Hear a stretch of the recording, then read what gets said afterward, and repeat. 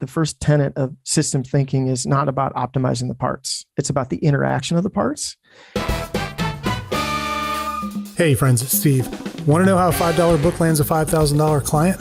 I've recorded a 15-minute video showing you our magnetic author method. It's up now at magneticauthor.co/video. Welcome to the Unstoppable CEO podcast. I'm your host, Steve Gordon, and we got a fantastic interview for you today. Today, we're going to be talking about sales. And if you're at a point where your sales aren't where they want to be, if you've been around for a bit and things have stalled, this is the interview for you. I'm talking with Dan Rogers of Sales Sidekick. And Dan says, in a world where the most effective way to get ahead is where everybody wants to be a superhero, he says you want to go and be an intentional sidekick. And he wants to kind of tell us today how that experience has been helpful for him. He's founder of Point-to-Point Transportation. They are an Inc. 5000 participant for 7 years in a row, and really has got a heck of a story around how they have taken a very different approach to sales. And when the pandemic hit last year, they took this out to other companies to try and help other companies. And we're going to get into that and talk all about what he's doing with Sales Sidekick. Dan, great to have you. And I'm excited for the conversation. I'd love for you to give us just a little bit beyond the bio. I know there's probably a big story for how you got to this stage with this new company. Yeah, thanks for having us, Steve. We're excited to be here. My story is that I've just managed to sort of survive my mistakes, and we've sort of been able to outrun them or made a few good decisions amongst a bunch of ones that we would do differently with a redo. But as you mentioned, Sales Sidekick is a little bit of a COVID baby. Point-to-Point Transportation is a corporate event shipping company. So pre-pandemic in 2019, we did about 10,000 events on 5 continents. So that was, that's what we did. And obviously the corporate event business was one of many that was severely impacted. And, as of August 2021, we're still waiting for the business to come back. So it's been since February 2020. So we had some time on our hands. So we decided to get to work. Well, so in our conversations prior to today, you really shared that you've got this very unique approach to how you handled sales in point-to-point. And you started to kind of extract that out of that company, that process. And you've been teaching it to other companies with a lot of success. Give us kind of like the 10,000 foot view of your different approach to selling. Yeah. So I think what the difference is that we just don't move off of the basics. I think the basics is that success in any market, in any community, is you have to contribute more than you take out. And I think every individual performer in every walk of life, that's what they've done. If they're honorable and ethical, that's what they've done. And I think when you look at individual great salespeople, that's usually their story, is they've got some way that they make this massive contribution. I think where maybe folks get a little confused is we get a group of people together and we call it a corporation, and we don't really and I'm a big capitalist, I'm a big pro-business guy. Like I'm a fan of all of it, but the business itself should contribute exponentially more than it takes out. And I think that's where we've sort of fallen down a little bit.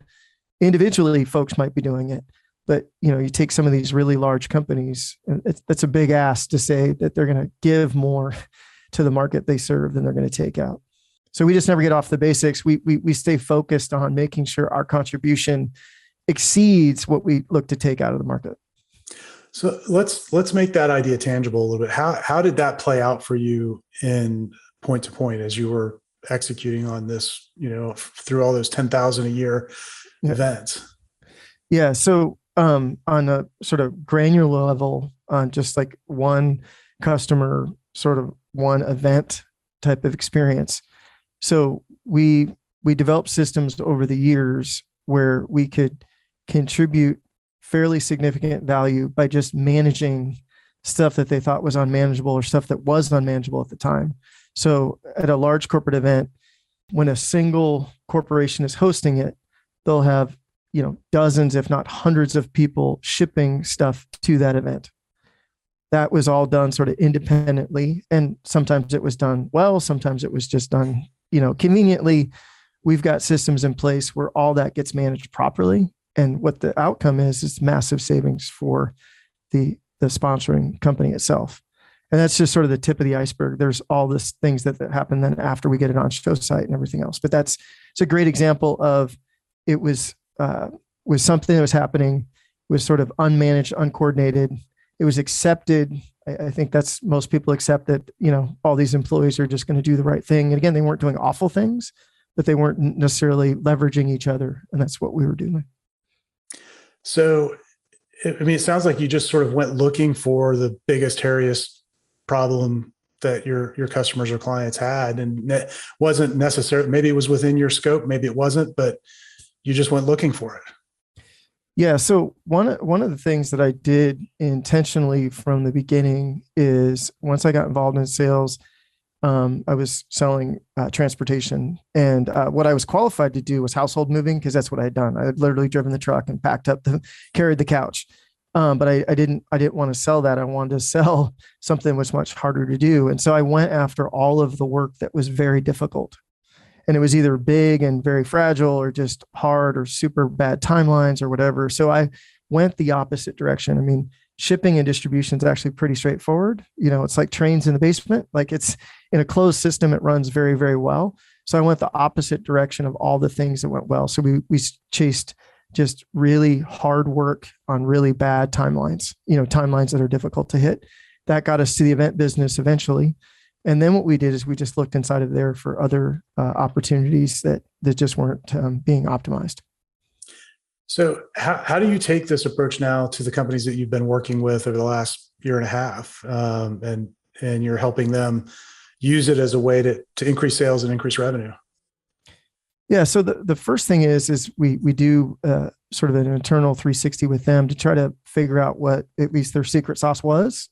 Sometimes it's not around anymore. Sometimes it's not relevant anymore, but like, hey, what made you great? Right. And then it's taking a look at the market that they serve and what are sort of the mindsets and the worldviews inside of that.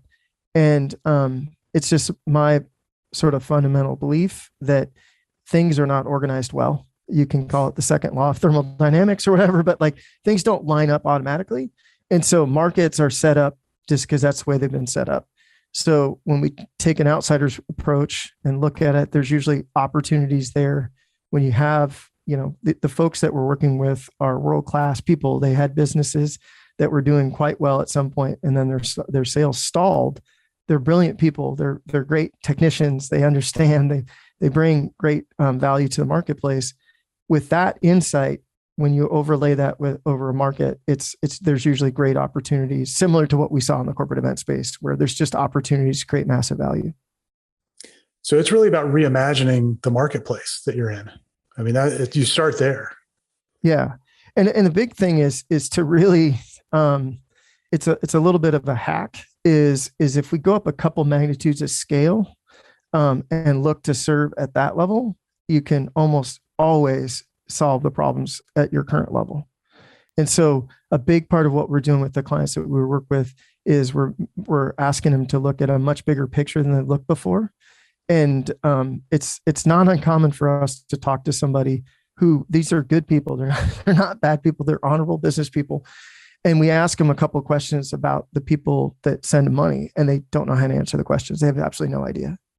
Right. And if you don't know the answers to that question, that's very difficult to create value for them. Right. You can only really sort of be an order taker. So it's understanding, not only the people that you serve, but the companies that they work for, and then the larger marketplace. And I think it's a little bit more transformational than transactional. Well, what I like about the approach, we started this off saying we're going to talk about sales, and we haven't yet talked about a sales tactic or strategy. Really what you're talking about is reinventing the business so that the sales almost happen automatically, because the thing that you're solving is so painful for them, and they never believed that it was possible to have it solved, that all of a sudden you don't have to go sell anybody anything because the reason they want it is self-evident. Is that kind of the approach? Yeah, no, I'm confused with the sales guy because I have a zippy personality, and sometimes people think of me as a sales guy, but I am truly a systems guy, and anyone that's talked to me for like longer than 5 minutes has figured that out for sure. But yeah, no, the part that when COVID happened, I started talking to other business owners. I thought there was really cool things about our business, and some of them weren't bad, but the thing that got people's attention was they were like, "How did you get on the Inc. 5000 7 years in a row? How did you add a customer a week, which is a whole new company, not just a coworker, but like a whole new corporation for 6.5 years, a customer a week for 6.5 years without salespeople?" And I said, well, we created value in a way that people crossed the room and said, we want to be your customer. And what we did is we created value for our clients at a level. That's what we really focused on running the business and designing the business, or the system, if you prefer, was to really create massive value for those clients. And then we had this churn of customers, about 400 corporations that we loved them, right? But we didn't really care if they came or went, right? It's like, hey, if you want us to serve you at that level, we can do that with little or no lift. But the company that we're really trying to design and build and be world-class at is for these select group of clients that really want us to do this great work for them. So a lot of folks, the overwhelming majority of the marketplace, just saw us as a shipping company. That was fantastic. Thank you very much. We'd love to be your shipping company as long as you're going to ship it to a corporate event. Then there was other folks that said, hey, you can do all these other great things for us around sort of event operations. And those folks got a whole different experience. And that was really who we ran the company for. But the outcome of doing great work for the clients is that people want to be customers without salespeople. They say, how do we get to be your customer? Can you do for me what you're doing for them? And they think we just ship the stuff around. And then as we get to know them, they're like, oh, there's more here. There's a lot more here. Yeah. Well, and that really kind of cuts against what everybody seems to be looking for right now. It's like you could pull up YouTube and type in sales, and you're going to get, the 10 sales hacks you need to use in 2021 to crush it, or some nonsense like that. Right. Yeah. Yeah. You're talking about playing a whole different level of the game. And I think a lot of people struggle with that. And this is not necessarily for new entrepreneurs. This is for people who have been in business, who understand a problem that they're solving, who are in touch with their clients. And really, you're talking about now having the ability to take that chassis and really, really elevate it to a much greater level. Thinking back to my first business, we had this phrase we would use with our clients. We said, we just want to get our hooks in. And you know how like an eagle will swoop down and get its hooks into its prey. And the more the prey moves and squirms, the tighter and tighter and tighter it gets. And that sounds really sinister and evil. We didn't really mean it that way. What we meant was the more that we interacted with them, and they, interacted with us, and we got to see how they were moving, the tighter our grip would kind of get, because we kept solving more and more and more problems. And you're kind of talking about that same sort of thinking, I think anyway. Mm-hmm. No, there's no question. I mean, a story that I've told a bunch of times. It's we had a client that asked me to go fix something. They asked us to fix something, and I don't want to get too granular on the story, but there was an agency involved, and the agency was great. The agency was world renowned, had hundreds of thousands of dollars worth of art on their wall, so they were like a legit business, right? But they were having a really hard time with literally the physical delivery of this sort of engagement, pretty significant rollout across the United States. And so they said, hey, Dan, go fix it. And so I met with them, and they gave me the tour, and we sat down. We sort of found out what they were trying to do as an agency and all the different people they had there and who did what and all this other stuff. And so I said, oh, great. Now let's talk about this actual program that we're supposed to be talking about. So tell me what you're doing. And they were doing it sort of the right way, but it was obvious they didn't know how to manage the elephant shipping company they were working with properly to get the results they needed. They were trying to treat, the elephant like a field mouse, and the elephant was reacting like an elephant. And so I offered to coach their people that were in front of that other large shipping company. And I said, we've got email templates, and, this is really there's a better way to make them look, if you want them to look like a field mouse, there's a way to do that. And so at the end of the meeting, these two people I'm meeting with were looking at me like I was crazy. And one guy's like, he's like, what's in it for you? And I said, look, all I wanted to do was for you to trust me. Like at the end of this meeting, if you trust me, I've won, right? They asked me to come fix it. They didn't ask me to come take it away or slap you about the head and shoulders. This is the right way to do this. And the way to fix it is just to inform you how you can be better at the work you're trying to do. They were never going to be, that agency is a phenomenal agency. They were never going to be our customer. They had people in their operations department that look a lot like the people in our operation departments doing a lot of things our operations department does. So they're not competitors. Like there's way more business than there are companies, right? People focus on competition. It's silly, right? Just serve the customer, make some friends, and so I felt like the best thing that we could do there was just make sure that they were successful. There was a reason why they were hired, right? And it was just I didn't think there was any opportunity for point to point there, other than to make a friend and to get some credibility. And that was the way we did it. And I think that's the right way a quote unquote salesperson is supposed to act every day of the week. And I think successful salespeople, that's how they look at it. It's when you get a group of salespeople together, or maybe a sales manager or VP of sales or whatever, it just gets lost somewhere along the way. Like the systems aren't designed properly that can happen. Right. So I know you've been working on a framework to help kind of communicate this to the businesses you're working with. Do you think that's appropriate to kind of walk people through here? Can you give us a high level of the framework, or what's the best way for people to begin unpacking this and begin applying it? Well, so I think the first thing that I would say is like the flywheel that we think is out there is you first have to decide if you want to be the superhero or the sidekick. And look, both seats pay well. And one isn't better than the other. I just got nothing for superheroes other than I'd love to do your work. Like, I don't know how to be a superhero. There's my number two is when point to point has to be the customer. There's another woman who does that phenomenally. She's run our business for a long time. I don't know how to be a customer. I know how to be a sidekick. So I'm not against superheroes. I think they're valuable and necessary. I just don't know how to do that. So if you're done being a superhero and you want to be a sidekick, then I think there's something there. Then what I would say is focus on building community by learning with the people you want to serve. And first, just learn about them. Maybe just as a person, just treat them like a person. When all else fails, just tell them exactly what you're thinking. Hey, I'd like to serve you better. I realize I don't really know anything about you. I don't know anything about what happens before you work with us or after you work with us, what your other parts of your job are, what would impress your boss, like whatever. But let's learn together. We learn a little bit about them. There's probably some things that we need to learn so we can serve them better. Maybe there's things that if they knew that we could help educate them, right? And then if we've done that, then there's an opportunity to start aligning the systems to create more valuable byproducts. And that's really ultimately the flywheel that we're going for. Is first we make a decision that we don't want to be a superhero anymore. Then we're going to go out and learn and serve with the people. And then from that, there should be real opportunities to realign the systems, and we'll know we're doing it properly when the byproducts become more valuable.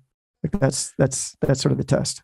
Okay, so that's kind of the starting point, is to kind of make that shift in your thinking. Yeah, and as you begin to operationalize that with when you're working with a company, what do the steps look like to get there? So the first thing that we'll do is first they got to sign up to see if they're crazy enough to do it, I told the first partners that I worked with, the two guys, business partners, I kept talking about culture, and I'm not like culture. I'm not opposed to it, but I'm not like Mr. Culture guy or anything like that. And but I didn't realize until afterwards why I kept stressing it so much, because I realized intuitively that this was going to be a really significant culture change. And so like I totally took it for granted because it was just baked into our DNA and point to point. So I think when you decide that you want to be a sidekick, like what that means is you tell your operations department, your get out of jail card is you're servicing the order. Like no one, there's never been a person at point to point other than myself that's been responsible for profitability. Like you can't have sidekicks if they're worried about profitability. You can't serve people, right? So there's a whole level of craziness that you've got to be. And I was at the place where I was just so frustrated with my job that this was more appealing to me.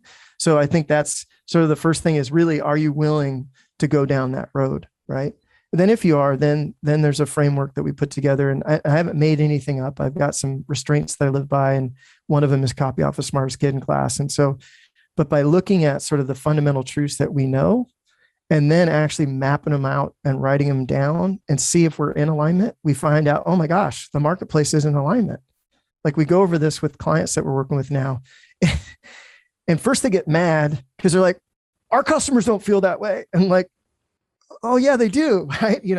And well, that doesn't make any sense. And it's like, they're not bad people. We're just all moving super fast. And no one has really stopped to drop back and look at this stuff at a higher level and say, hey, is this an alignment? Are we actually doing what we say we want to do? Right. So. Yeah. I just see this approach as being, you use the word transformational. I mean, it allows you to look at the marketplace and right now everybody's gone through the last 18 months.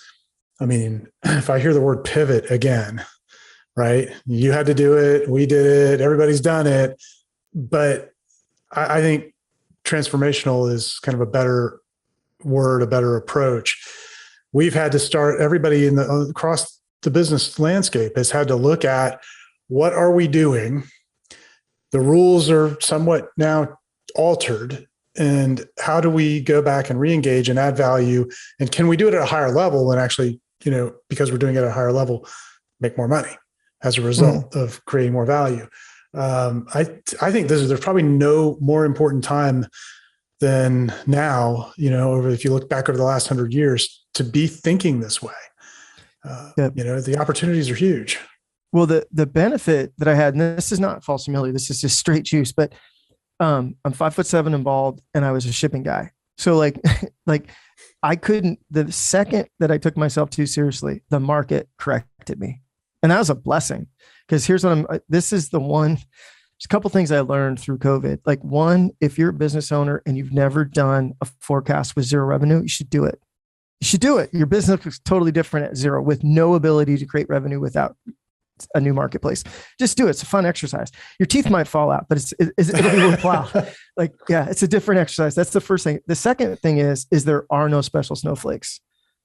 Like I'm still calling them businesses, because if I call them systems, people won't know what I'm talking about. But I think I've thought about my business for a long time as a system, and I think they're better.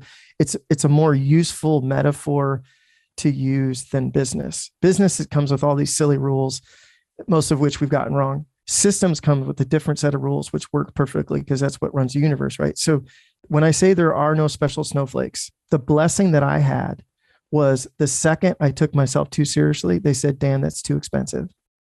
And look, no one even stands in line for iPhones anymore. So most of your listeners, I hope, are in cooler businesses than shipping, but they're not as cool as iPhones. They're not as cool as Apple, right? I don't think, no offense. So anywhere on that spectrum, sooner or later, you're going to have to just create value. And it's just better to sign up for the boat cruise, that what we're going to do is we're going to just get on the path of creating value for the sake of creating it, for the sake of serving the community, and we'll figure out monetizing it later than the other way around. And it's a heck of a lot more fun. And the business and the market will tell you where it is that we're supposed to go, as opposed to like calling the shot ahead of time. It's, get in front of them. And it's literally what happened to me. I mean, I call Sales Sidekick a COVID baby. I wanted to serve the event community, and they were polite about it, but it was incredibly humbling. They basically said, hey, we got nothing for you. You can't help us. And so I had to talk to my other network. My other network was business owners, and business owners was like, I thought I could help them. And then they told me how I could help them, which was, hey, this way you talk about sales and marketing is different. So I think that's the game that we're all in, is how can you go be uniquely useful to the marketplace? Yeah, absolutely. I would love to go back to this comment you made about the fact that you think about businesses as systems. Yeah. Can we explore that a little bit? Explain what you mean by that? Yeah. So anyone can Google systems thinking or whatever and geek out on that. But so I won't give that whole backstory, but folks can research that for themselves. But what I would say is it's more useful for me, at least, to think of a business as a system.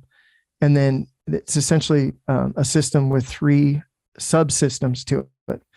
And so in chronological order, I would say the first one is marketing and sales. We gotta do that. And then the second one is production and delivery. And then the last one is admin and finance, right?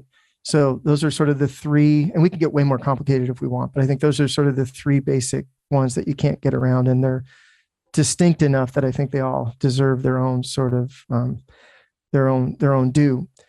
So for me, if that's what a system, what a business is, and that's how I want to look at it as a system, then I would say, well, let's first figure out if we're viable. Are we a viable system or not? And how I would do that is I would look at each one of those subsystems. So let's look at our sales and marketing on a scale of 1 to 10, based on the folks that we run around with, right? Competitors, competition, our other our customers, the other folks that sort of look and sound like us. How do we rate ourselves on a scale of 1 to 10? And we do that for the other two subsystems. If you can get to 24, I don't care how you get to 24 on a scale of 1 to 10. So, perfect score would be 30, right? If you can get to 24, I'd say you're viable. And the folks that we're working with, the folks that talk to us at Sales Sidekick, are at 24, but they're 8 or lower on that first one, on the sales and marketing. Because if I've grown businesses to 20 million, if you want to get past the 1 to 5 million mark, you have to eventually figure out sales, because that's what's going to grow it. Right? You can be world class and get away. You can get away with not having sales and marketing for a while, but sooner or later, that's going to have to be a 9 or a 10, whether you like it or not. And you can go, there's other ways to do it. You can do it the traditional sales route. And you can go find out what the 10 hacks are for 2021, as you mentioned earlier, Steve, on YouTube, and hate your job and annoy a bunch of people. Or you can try it one of the way. I mean, there's more than one way to do it. The way we would offer would be a way that's a lot more fun and can feel better about yourself. Well, setting aside the fact that you'll feel better about yourself and it's more fun, I would argue that it's more effective, because really what you're doing is you're putting yourself in a position to allow your customers or your future customers to tell you what to sell them.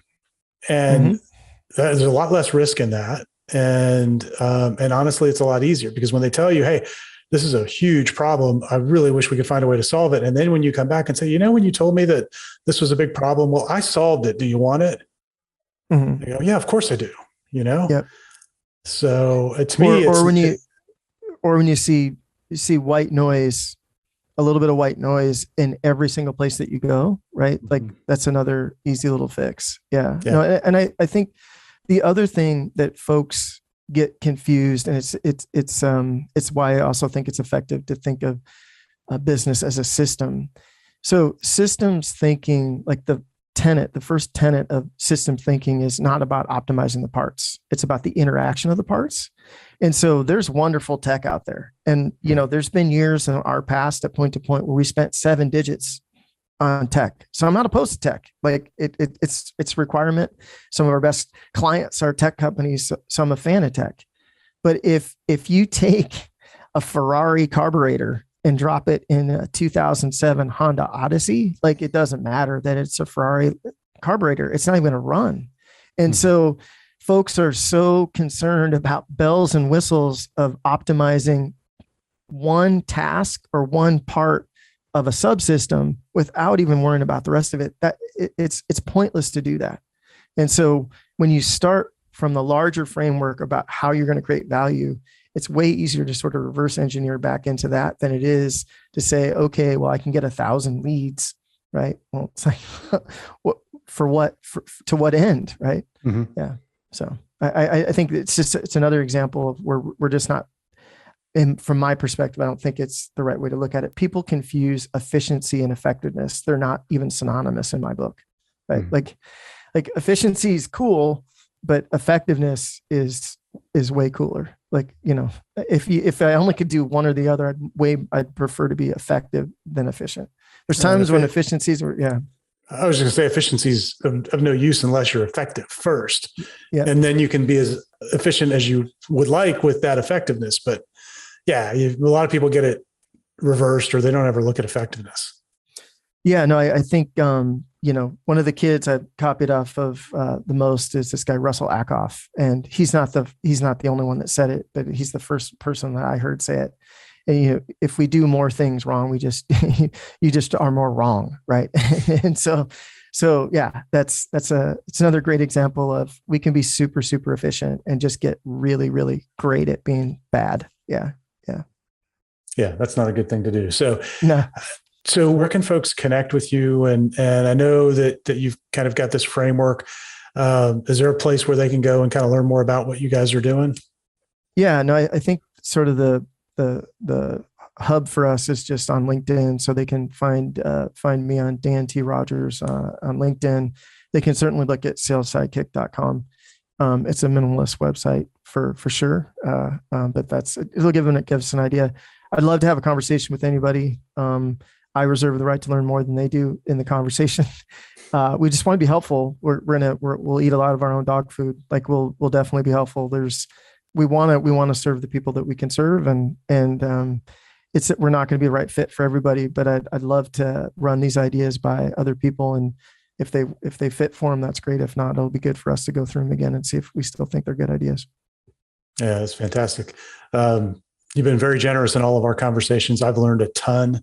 And I can't recommend enough people, who are at that level where they're trying to reassess, where do they fit in their market? That, you would be the first call I think I would recommend they make. So definitely get in touch with Dan. Dan, thanks for sharing your wisdom with us here today. I'm glad we were able to extend this out to the audience. I've had a number of pretty deep conversations around these topics, and nice to share it with some folks just beyond the two of us. Yeah, thanks again for having me. I enjoyed it. Thanks for listening to the Unstoppable CEO podcast. Help others discover this show. Leave a review and rating on iTunes at unstoppableceo.net/iTunes.